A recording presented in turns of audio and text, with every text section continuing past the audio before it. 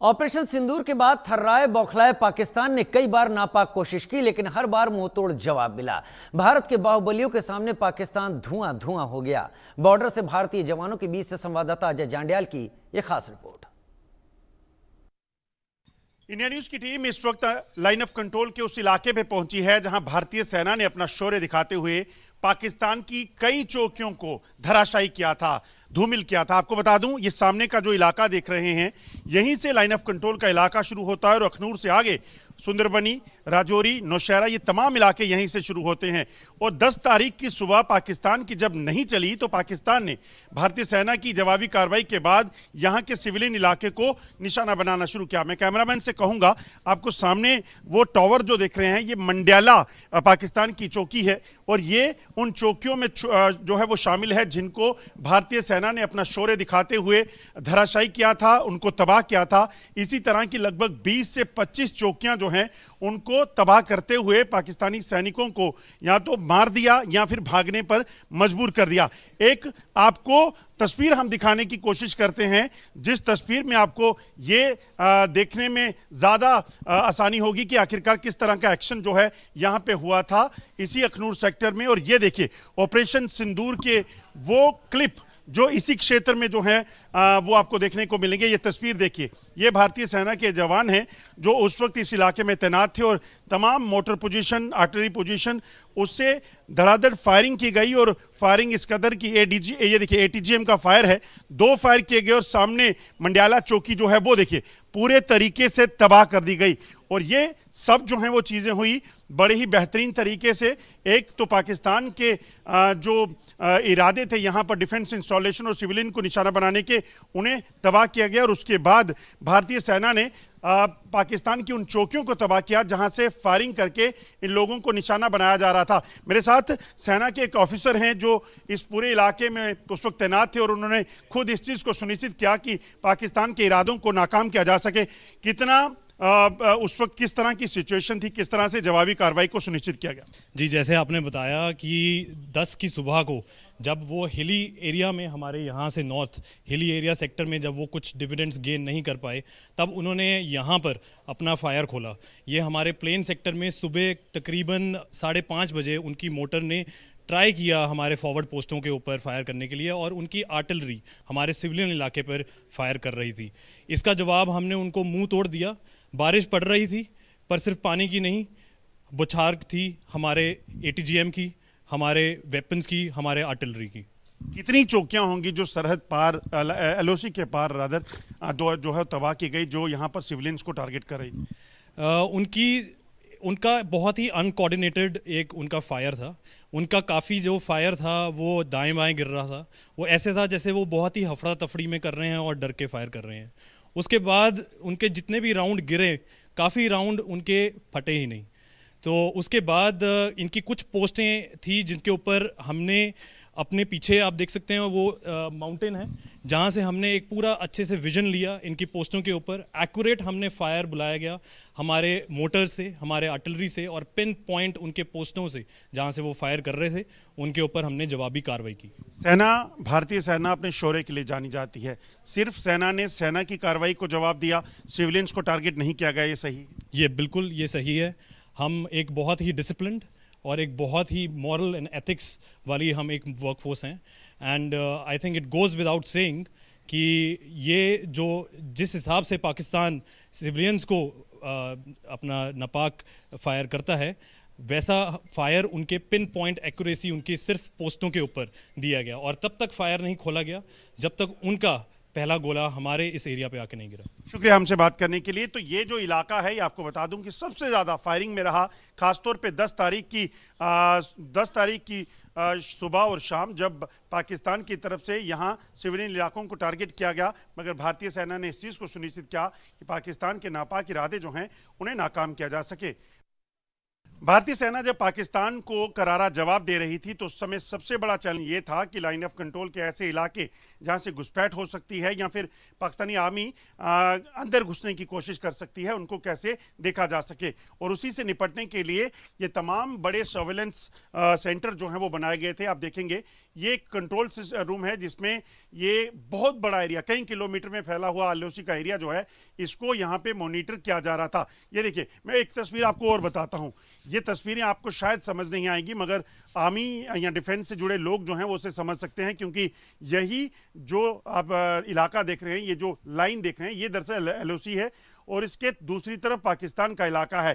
तो ऐसे में पाकिस्तान के इलाके में अगर कोई भी हरकत हो तो इसे यहाँ डिटेक्ट किया जा सकता है, यानी कि अगर सेना का टैंक पाकिस्तान का कोई एक जगह से दूसरी जगह जाए या फिर उनकी आर्टिलरी पोजीशन जाए, तो वो दूसरी आतंकियों की घुसपैठ को रोकने के लिए ये तारबंदी है। मैं आपको दिखाने की कोशिश करूंगा, कैमरामैन से कहूंगा, ये तारबंदी है और तारबंदी के आसपास जो भी हरकत होगी उस हरकत को देखने के लिए कई अत्याधुनिक कैमरास लगे हैं, जिसमें ये देखिए, अभी आप देखेंगे तो यहां लिखा हुआ है 1 एनिमल डिटेक्टेड। इसका मतलब है कि इन पूरे कैमरास के भीतर किसी एक कैमरा में एक एनिमल की, जानवर की मूवमेंट को डिटेक्ट किया गया, तो इसको यहाँ पे भांपा गया। ये तमाम चीज़ें जो हैं इसलिए बड़ी ज़रूरी थी क्योंकि यहाँ से घुसपैठ हो सकती है। ये देखिए, ये पाकिस्तान की एक चौकी है और इन पाकिस्तान की चौकियों में कई बार पाकिस्तानी आतंकी रहते हैं, ज़्यादातर आतंकी रहते हैं।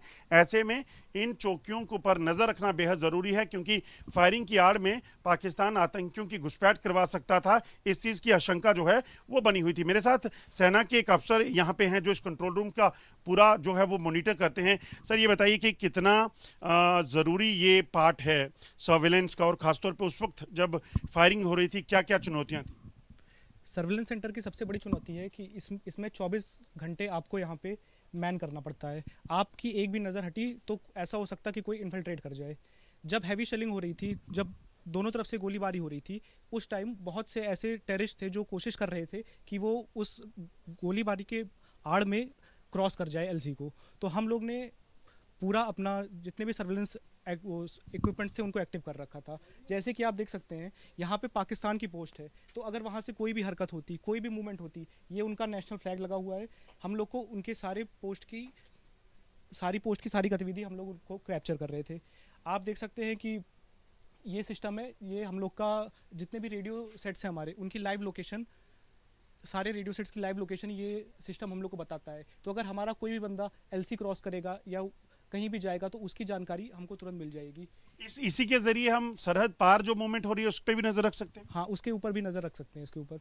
और ये है, ये एक स्पेशल सॉफ्टवेयर सिस्टम बनाया गया है, इसमें ऑटोमेटिक डिटेक्ट होता है। अगर कोई भी बंदा किसी भी हथियार के साथ टैंक की मूवमेंट, RT गन की मूवमेंट, गाड़ी की मूवमेंट या जानवर की मूवमेंट होगी तो ये तुरंत बता देता है। ये सॉफ्टवेयर ये कोर ऑफ सिग्नल ने बनाया है और इससे हम लोग को बहुत मदद मिलती है। आप इस चीज़ को समझिए कि लाइन ऑफ कंट्रोल पे जब फायरिंग पाकिस्तान पहले भी करता रहा, पाकिस्तान की मंशा हमेशा एक रही, किसी भी तरीके से सरहद पार से आतंकियों को घुसपैठ यहाँ करवाई जाए।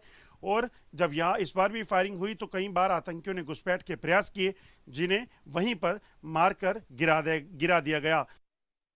ऑपरेशन सिंदूर अभी खत्म नहीं हुआ है और भारतीय सेना उसी जोश और जज्बे के साथ यहाँ खड़ी है जिस जोश के साथ पाकिस्तान को 4 दिनों तक भारतीय सेना के इन जांबाजों ने धूल चटाई है। जी हाँ, हम इस समय भारतीय सेना की एक फॉरवर्ड पोजीशन पर हैं और इस तरफ अगर आप देखेंगे तो ठीक सामने का जो इलाका है, यहीं पर भारतीय सेना के इन जवानों ने जो है वो कार्रवाई करते हुए पाकिस्तान की कई चौकियों को जो है वो तबाह किया था। क्योंकि अभी पाकिस्तान कई तरह की कोशिशों में लगा है, चाहे आतंकियों की घुसपैठ हो या फिर यहाँ फिर से जवानों पर फायरिंग करके उनको नुकसान पहुंचाने की, क्योंकि पाकिस्तान को काफ़ी नुकसान जो है इसमें उठाना पड़ा है। ऐसे में इस चीज़ की आशंका है कि पाकिस्तान फिर कोई गलत हरकत कर सकता है।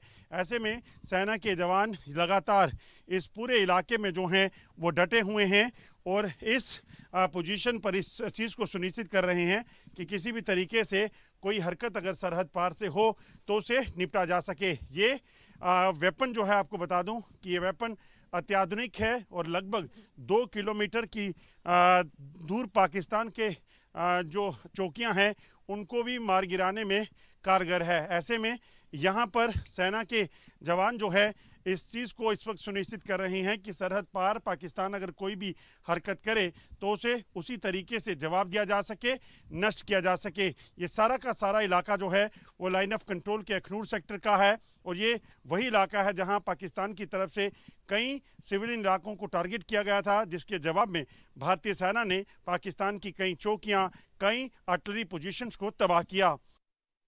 भारतीय सेना ने जब पाकिस्तान पर जवाबी कार्रवाई की तो सबसे बड़ा चैलेंज जो यह था कि दुश्मन बार बार अपनी लोकेशन बदल रहा था। ऐसे में इस जो ऑर्मेडो व्हीकल है, सेना का जो नया इंडक्ट किया हुआ जो व्हीकल है जो पूरी तरीके से बुलेट प्रूफ है, इस पर जो है ATGM जो है वो लगाई गई। आप देखेंगे इस व्हीकल की खासियत ये है कि इसमें सेना के जवान जब तैनात होते हैं तो वो किसी भी तरीके से किसी भी इलाके में अगर जाएं तो पूरे तरीके से सुरक्षित रहेंगे। एक तरफ वेपन लेकर सेना के जवान यहाँ पर किसी भी कार्रवाई के लिए तैयार, और दूसरी तरफ ये जो सिस्टम है ये है एंटी टैंक गाइडेड मिसाइल, यानी कि दुश्मन के टैंक, दुश्मन की कोई भी आर्टिलरी पोजीशन अगर बदलती है तो इन जो इक्विपमेंट है इन व्हीकल्स पे जो लगाए गए हैं इंडिजिनस सिस्टम से, इससे काफ़ी फ़ायदा मिलता है। कि इसकी खासियत ये है कि आप देखें ये 360 डिग्री पूरे तरीके से घूम सकते हैं और इसी से दुश्मन के किसी भी इलाके में अगर किसी चीज़ को टारगेट करना है तो उसको उसमें फ़ायदा मिलता है। और यही इन जवानों ने किया भी कि इसी की मदद से, इसी व्हीकल में बैठकर, इसी बुलेट प्रूफ गाड़ी में बैठकर ऐसे इलाकों में, LOC के इलाकों में पहुंचे और यहां से दुश्मन पर कार्रवाई की। ATGM हमने आपको पहले भी तस्वीर में बताया कि किस तरीके से कार्रवाई करता है। इस गाड़ी की मैं एक तस्वीर आपको बताने की कोशिश करूंगा, कैमरामैन से कहूंगा। आप देखेंगे 3.2 सीसी लीटर इंजन वाली ये जो गाड़ी है, ये गाड़ी पूरे तरीके से इस तरीके से तैयार की गई है ताकि किसी भी तरीके से अगर दुश्मन इस पर हमला करता है, ना गोली ना किसी बम का असर जो है इस पर होता है। ऐसे में इसका इस्तेमाल इस दौरान जब ऑपरेशन सिंदूर हुआ उसमें सेना ने भरपूर तरीके से किया, जिसमें किसी भी तरीके से सेना के जवान जो है वो खुले तरीके से अपने एक्शन में काम करते रहे और इस तरह से पाकिस्तान की वो चौकियां जो पूरे तरीके से नटोरियस थी, जो पूरे तरीके से यहाँ नुकसान पहुँचा रही थी, उस पर इन्होंने कार्रवाई की और कार्रवाई करते हुए उन चौकियों को जो है वो तबाह किया। सिर्फ अखनूर सेक्टर की ही बात करें तो यहाँ पर लगभग 20 से ज़्यादा चौकियों को इसी तरह से ATGM और अन्य हथियारों से जो है वो पूरे तरीके से नष्ट किया गया।